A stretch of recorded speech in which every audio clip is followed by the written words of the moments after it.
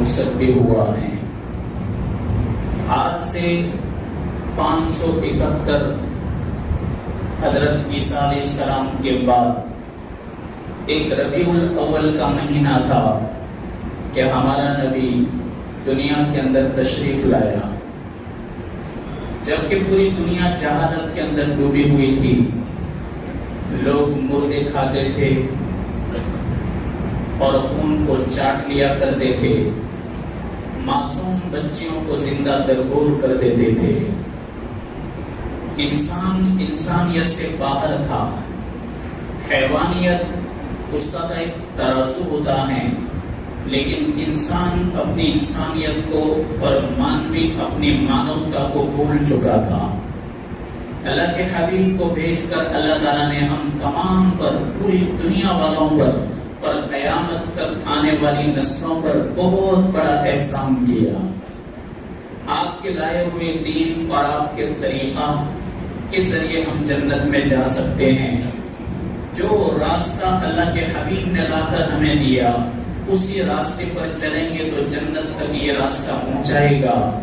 باقی ہر جگہ پر شیطان بیٹھا ہوا ہے، انسان کو کہیں بھٹکا دے گا، انسان کو کہیں گمراہ کر دے گا۔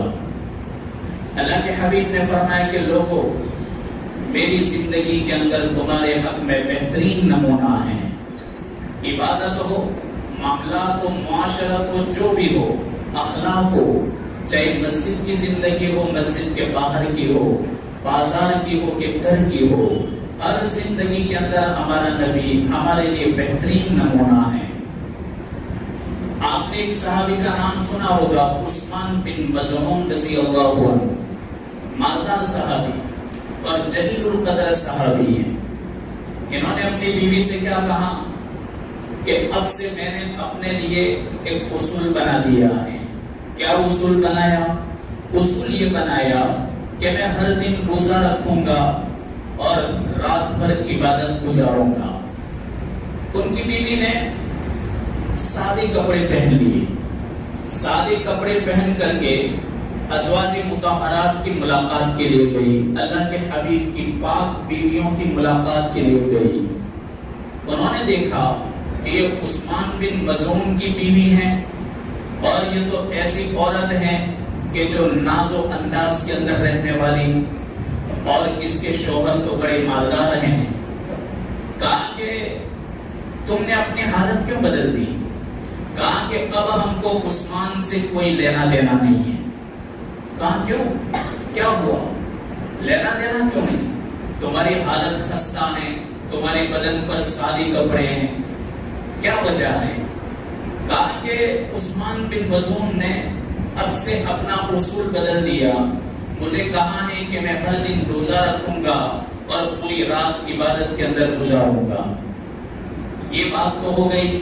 اللہ کے حبیب جب تشریف لائے تو ازواج مطہرات نے یہ بات عثمان بن مظعون والی اللہ کے حبیب سے کہی، تو آپ نے حضرت عثمان کی ملاقات کی۔ کہا کہ عثمان، تمہیں معلوم ہے کہ میں تمہارے لیے اور پوری امت کے لیے بہترین نمونہ ہوں، اور تمہارے لیے میں ایک بہترین اسوہ لے کر آیا ہوں۔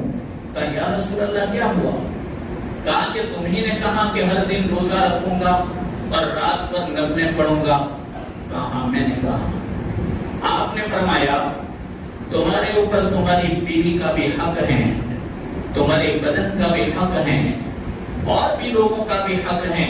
کیا تم مجھے نہیں دیکھتے؟ اللہ کے حبیب نے فرمایا کہ میں روزہ بھی رکھتا ہوں، نہیں رکھتا، اور میں رات عبادت بھی کرتا ہوں، میں سوتا بھی ہوں۔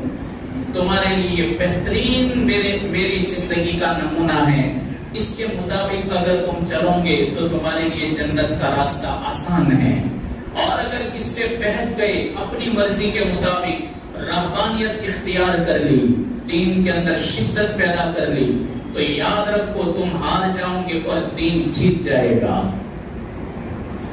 آدمی اپنی طرف سے دین میں کوئی سختی نہیں کر سکتا، آدمی اپنی طرف سے دین کے اندر کوئی بھی معاملہ اللہ کے حبیب کے طریقے سے ہٹ کر اختیار نہیں کر سکتا، اور اگر کیا تو اس کے لیے جہنم طے ہے۔ علامہ اشرف علی صاحب تھانوی نور اللہ مرقدہ نے ایک بات لکھی ہے کہ ایک بزرگ جا رہے تھے، ہولی کا دن تھا، ہولی کے اندر ہم دیکھتے ہیں کہ رنگ چھڑکتے ہیں، ہر چیز کے اوپر رنگ چھڑکا ہوا تھا، لوگوں کے چہروں پر، جانوروں پر، دکانوں پر، دروازوں پر، ہر جگہ۔ انہوں نے دیکھا بزرگ نے کہ ہر جگہ رنگ نظر آ رہا ہے، ان کے سامنے سے ایک گدھا گزرا، اس کے اوپر رنگ نہیں تھا، تو وہ بزرگ کہنے لگے کہ کیا تیرے اوپر کسی نے بھی رنگ نہیں چھڑکا؟ ہر ایک کے حصے میں رنگ آیا، تیرے اوپر رنگ کسی نے نہیں چھڑکا۔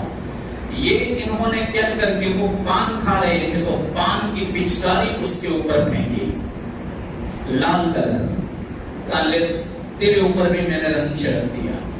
اب وہ جیسے کہا ہو، علامہ اشرف علی صاحب تھانوی نور اللہ مرقدہ سمندر ہے علم کا۔ ان کے انتقال کے بعد جب ان کے احباب نے ان کو خواب کے اندر دیکھا تو اللہ تعالیٰ نے کہا کہ کیا تم غیروں کے طریقوں کو پسند کرتے تھے؟ میرے حبیب کے طریقوں سے کیا تمہیں نفرت ہو گئی تھی؟ عبادت کے اندر زندگی گزارنے والا، ولایت اور لوگوں کے ساتھ بہترین سلوک کرنے والا، اللہ تعالیٰ نے اس کے حق میں جہنم کا فیصلہ کیا۔ اللہ کو پسند نہیں آیا کہ تم من تشبہ بقوم فہو منہم، جو جس قوم سے مشابہت اختیار کرے گا قیامت کے دن انہی میں سے اٹھے گا۔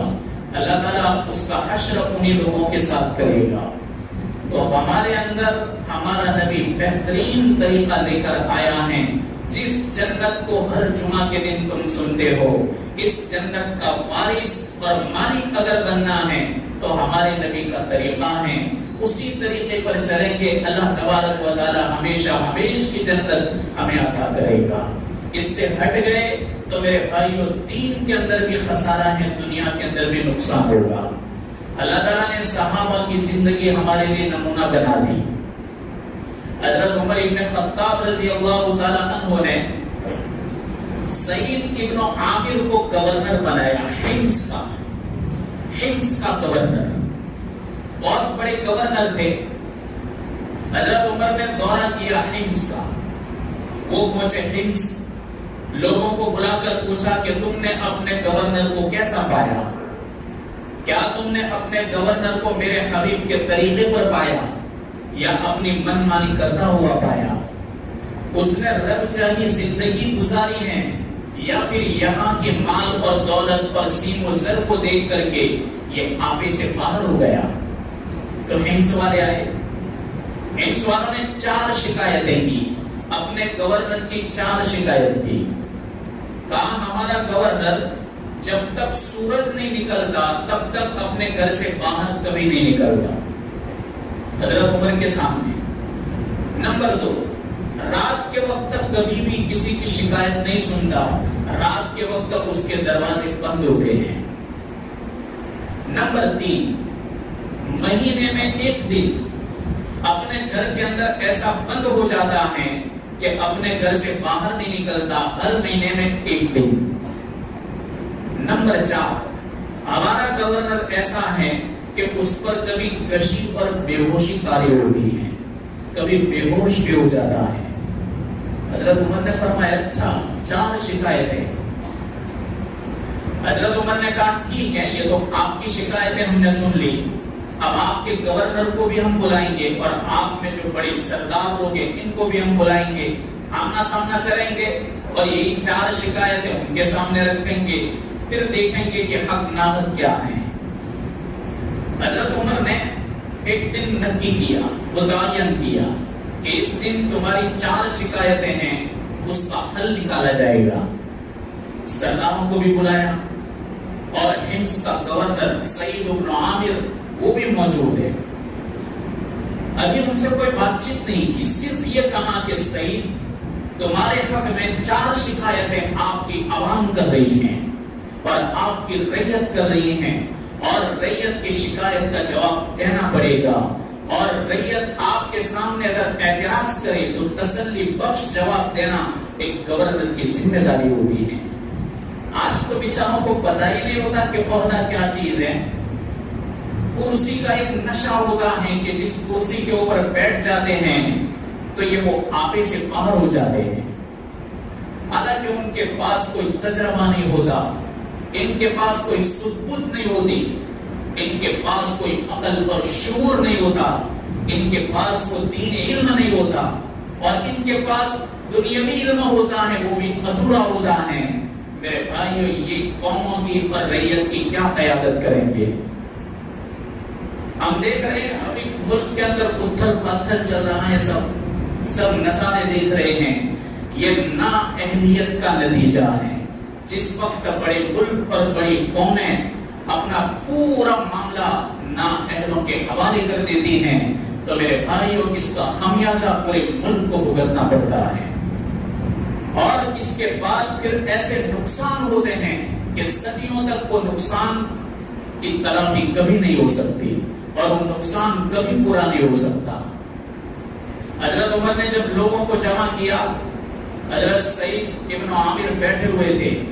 حضرت عمر نے آسمان کی طرف دیکھا اور کہا, میرے رب, یہ تیرے حبیب کا رسول ہے, یہ تیرے حبیب کا قاصد ہے. رسول کے معنی نبی بھی, رسول کے معنی قاصد بھی.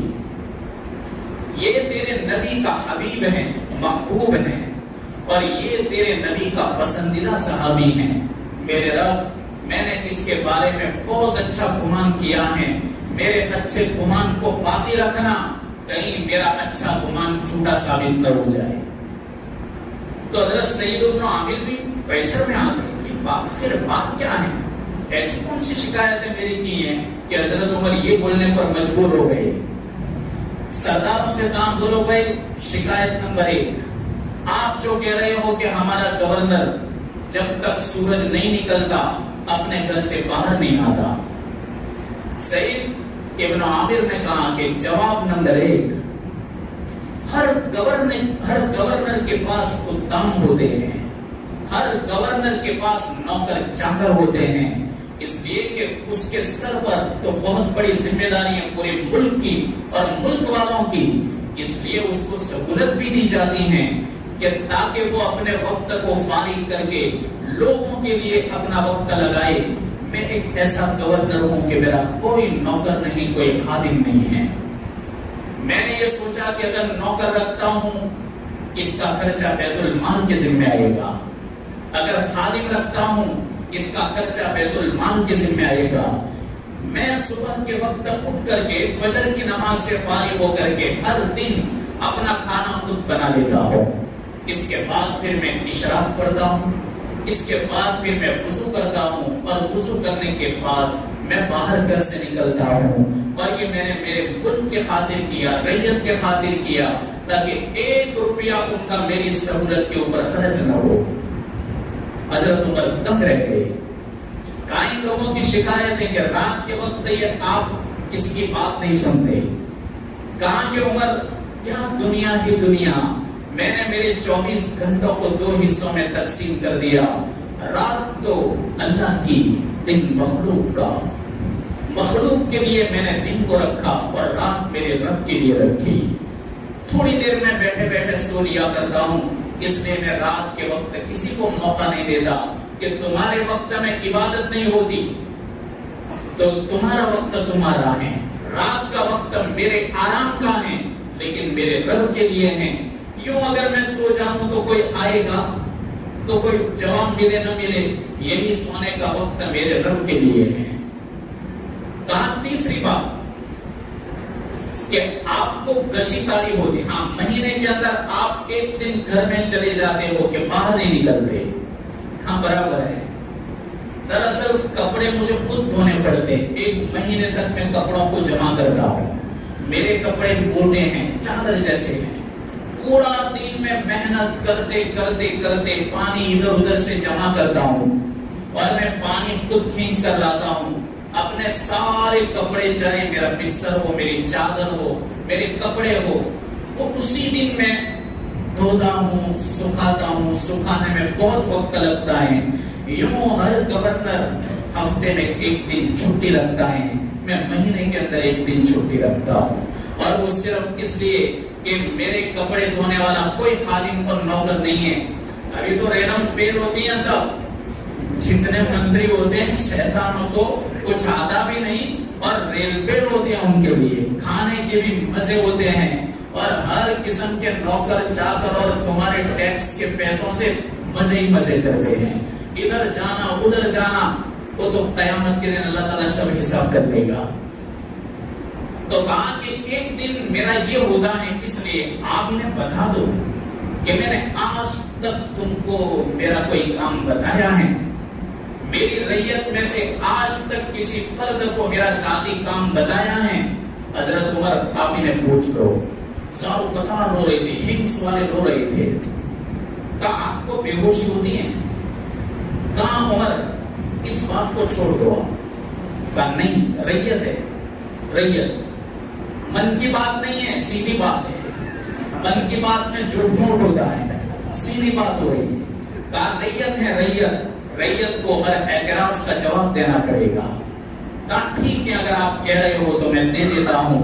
बात दरअसल ये है कि मैं जिस वक्त मक्का के अंदर था, एक सहाबी रसूल नौजवान बड़ा खूबसूरत खुबैब अंसारी रजी अल्लाह अन्हु, कुरैश ने इनको पकड़ लिया महज इस वजह से कि वो अल्लाह के हबीब पर ईमान लाया था। मेरी नजरों के सामने जहां भी इंसान का ज्यादा गोश्त होता है, वो गोश्त कुरैश ने मेरी नजरों के सामने छुरी से काटा था। वो बेचारा जिंदा था, दिल मिला था, और उसके बदन से गोश्त की बूटियां वो निकाल रहे थे। अब तक मैं ईमान नहीं लाया था, मैं कुफ्र की दलदल में था, मैं सब देख रहा था, पर मैं उसका दर्द और उसका चीखना और चिल्लाना और उसका दर्द महसूस करना, वो मैं खाली देख रहा था। चूंकि मैं भी तो मुशरिक था, मैं भी तो ईमान नहीं लाया था, मैंने खुबैब को कोई तकलीफ नहीं दी थी, पर मेरी नरी नजर से मैं देख रहा था। लेकिन बात ये हुई, बेचारे ने उसी हालत के अंदर दम तोड़ दिया, मैं उन्हें नहीं बचा पाया। जब जब कभी मुझे खुबैब की याद आती है तो मैं बेहोश हो जाता हूँ कि खुदाया खुबैब के बारे में मुझे सवाल न करना। कहीं मेरे रब ने सवाल कर दिया कि सईद इब्न आमिर तू तो वहां मौजूद था, कम से कम तू अपने सरदारों को रोकता कि चलो ईमान और काफिर और मुशरिक ये क्या चीज है, कम से कम वो इंसान तो था। आज हम देखते हैं इस मुल्क के वहशी दरिंदे इंसान की लाश के ऊपर डांस करते हो, इंसान की लाशों के ऊपर कूदते हो। ऐसे बदतरीन भेड़िए पूरी दुनिया के अंदर आपको नहीं मिलेंगे जो इस मुल्क के अंदर मौजूद है। आसाम का वाकया आपने देखा होगा, एक बेचारा मजदूर आदमी और कमजोर और नातमाम एक पत्रकार और एक जर्नलिस्ट जब ऐसी नंगी हरकत करता हो, इस मुल्क को मालूम होना चाहिए कि दुनिया के अंदर इसकी कितनी बदनामी आती है और कितने बदनाम होते हैं। खैर इनके यहाँ तो बदनामी और बेइज्जती ये तो सब ऐसे ही है, इन्हें तो कुछ पता नहीं चलता। बाकी मेरे भाइयों, हजरत खुबैब जब मर गए तो इसका सदमा अभी ये ले रहा है। हालांकि कुफ्र की हालत में इनको देखा, शिर्क की हालत के अंदर इनको देखा था कि कहीं मेरा रब मुझे कयामत के दिन सवाल न कर दे। हजरत उमर भी सारों कतार रो रहे थे। इन सवालों ने कहा कि उमर अमीरुल मोमिनीन, हम बहुत शर्मिंदा हैं। हमने तो आज पता चला, हम अगर चाहते तो इन्हें सवाल कर देते, लेकिन चूंकि गवर्नर थे इसलिए हमारी हिम्मत न हुई। पर हम बड़े शर्मिंदा हैं कि इतने नेक आदमी के बारे में हमने आपको 4 शिकायतें कर दी। हमें तो इन्हें तहकीक करनी थी, अब पता चला कि अल्लाह ने आपका अच्छा गुमान सच्चा साबित किया। हजरत उमर ने आसमान की तरफ दूसरी मर्तबा नजर उठाई, कहा मेरे रब तेरा शुक्र है कि तूने मेरे गुमान की लाज रखी, और जब तक रोए जमीन पर सईद इब्न आमिर जैसे लोग रहेंगे, उमर की सल्तनत को अल्लाह चलाता रहेगा और इस रोए जमीन पर तेरा नाम चमकता रहेगा जब तक ऐसे लोग रोए जमीन पर मौजूद हैं। मेरे भाइयों, ये सहाबा हैं कि एक जमाने के अंदर कहीं तो उनकी आदत ये थी कि मुर्दार खा जाते थे, लेकिन अल्लाह के हबीब की आमद के बाद अल्लाह ताला ने सहाबा इकराम को हमारे लिए नमूना बना दिया। आपने फरमाया अस्हाबी कन नुजूम, میرے صحابہ ستارے ہیں، ستارے. فَبِأَيِّهِمْ اقْتَدَيْتُمْ اهْتَدَيْتُمْ، جس صحابی کے نقش قدم پر تم چلو گے تم راہ پاؤ گے. ہر صحابی ہمارے لیے ستارہ ہیں اور ہر صحابی ہمارے لیے بہترین نمونہ ہیں. تو میرے بھائیوں، ہمیں تو پتہ ہی نہیں ہوتا ایسے مہینے، اسلامی مہینوں کے بارے میں. پرچہ ابھی میں نے دیکھا تو پرچے کے اندر ایسے 2-3 اشارے ہیں. ہمیں خوب معلوم ہونا چاہیے کہ جس نبی کے صدقے ہم مسجدوں کے اندر ہیں، اس نبی کے صدقے میں ہم جنت کے امید بنائے ہوئے ہیں اور جنت کے امید رکھ رہے ہیں. اس نبی کی سیرت کو ہمیں پڑھنا چاہیے، اس کے صحابہ کی سیرت کو پڑھنا چاہیے. نبی کریم صلی اللہ علیہ وسلم نے فرمایا کہ جنت اور جہنم ان دونوں کا آپس میں مقابلہ ہوا. جہنم نے جنت کو کیا کہا؟ اللہ ہر چیز کو بولنے کی طاقت دینے پر قادر ہے. اللہ جو ہم کو بلاتا ہے وہ انمول چیزوں کو بھی بلا سکتا ہے، اور اللہ تعالیٰ نرجم چیزوں کو بھی بلا سکتا ہے، جیسے سجیوں کو بولنے کی طاقت دیتا ہے. تو جنت اور جہنم کا مقابلہ ہوا. جہنم نے کیا کہا؟ اے جنت سن، میرے اندر بڑے بڑے متکبر آئیں گے، میرے اندر بڑے بڑے ظالم آئیں گے، اور میرے اندر بڑے بڑے نافرمان آئیں گے. جنت نے کیا کہا کہ جہنم سن، میرے اندر کمزور لوگ آئیں گے، میرے اندر متواضع آئیں گے، تواضع کرنے والے، اللہ کے لیے معاف کر دینے والے. میرے اندر غریب لوگ آئیں گے، میرے اندر دین کے خاطر در در کے ٹھوکریں کھانے والے آئیں گے. ان دونوں کا مقابلہ ہو رہا تھا. اللہ نے فرمایا تو بھی سن، تو بھی سن. جنت کو بھی کہا، جہنم کو بھی کہا. اللہ نے فرمایا کہ جنت تو میری رحمت ہے، میں تیرے ذریعے میرے جن بندوں پر رحم کرنا چاہوں گا میں رحم کروں گا. اور جہنم کو کہا کہ جہنم سن، تو میرا عذاب ہے، میں اپنے بندوں میں سے جن بندوں پر عذاب چاہوں گا ان کو میں تیرے ذریعے سزا دوں گا. دونوں کا معاملہ اللہ نے ٹھنڈا کر دیا. اللہ کے حبیب نے فرمایا کہ جہنم نہیں بھرے گی، اتنی بڑی جہنم ہے کہ وہ نہیں بھرے گی. حدیث میں آتا ہے کہ اللہ تعالیٰ اپنا پاؤں مبارک رکھے گا تو جہنم کہے گی بس بس بھر گئی. اللہ اپنی قدرت سے بھر دے گا.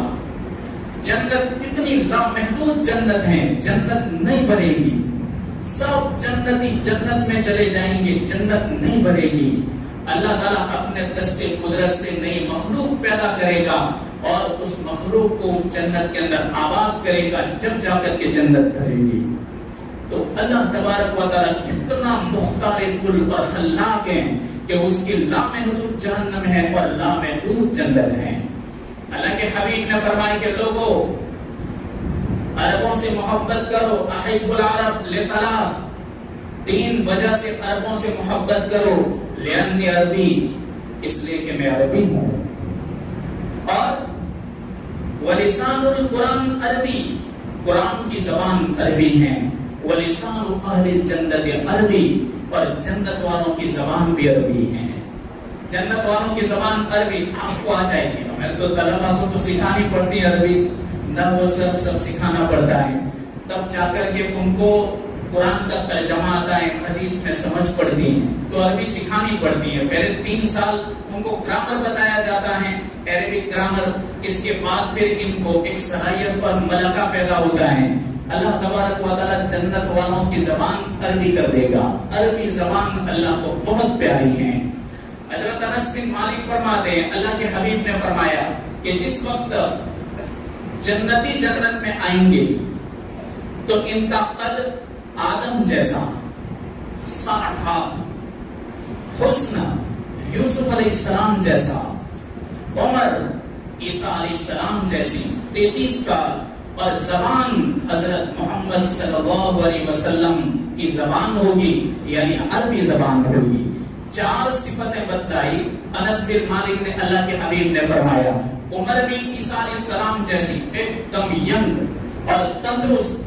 آپ نے فرمایا ایک مرد کے اندر 100 مردوں کی طاقت ہوگی، 100 مردوں کی، کھانے کی بھی، پینے کی بھی، ہم بستری کی بھی، 100 مردوں کے بقدر اللہ طاقت دے گا. اور حسن پر جمال سے ان کو آراستہ کر دے گا. بہترین فصیح عربی زبان بولیں گے کہ جو اللہ کو بہت پیاری زبان ہے. اور کتابیں تو آئی کوئی سریانی زبان میں, کوئی عبرانی زبان میں. اللہ کے حبیب کی زبان اور قرآن کی زبان عربی زبان ہے. آپ نے اس لیے فرمایا کہ تم عربوں سے محبت کرو, عربوں سے محبت کرو, اس لیے کہ جس قرآن کو تم نماز میں پڑھتے ہو, تراویح میں پڑھتے ہو, اور جس قرآن کی تم تلاوت کرتے ہو, اللہ نے عربی زبان کو پسند کیا. اور اللہ نے آخری حبیب سریانی پسند نہیں کیا, عبرانی پسند نہیں کیا, اللہ نے آخری نبی عربی پسند کیا. اور ہزاروں اور لاکھوں زبانیں دنیا کے اندر بولی جاتی ہیں, اللہ نے کسی زبان کو بھی جنت کے لیے پسند نہیں کیا. جنت کے لیے اللہ نے عربی زبان کو پسند کیا. یہ عربی زبان اہل جنت کی زبان ہے. اور بھی میرے بھائیوں احوال ہیں جو آپ سنتے رہیں گے. اللہ تبارک و تعالیٰ کی بنائی ہوئی جنت ہے, اس کے لیے موت سے پہلے موت کی تیاری کرنی پڑے گی, اور اللہ کی رضا والی زندگی اختیار کرنی پڑے گی. نفسانی خواہشات والی زندگی سے ہمیں پرہیز کرنا پڑے گا. اللہ تبارک و تعالیٰ کہنے سننے سے زیادہ عمل کی توفیق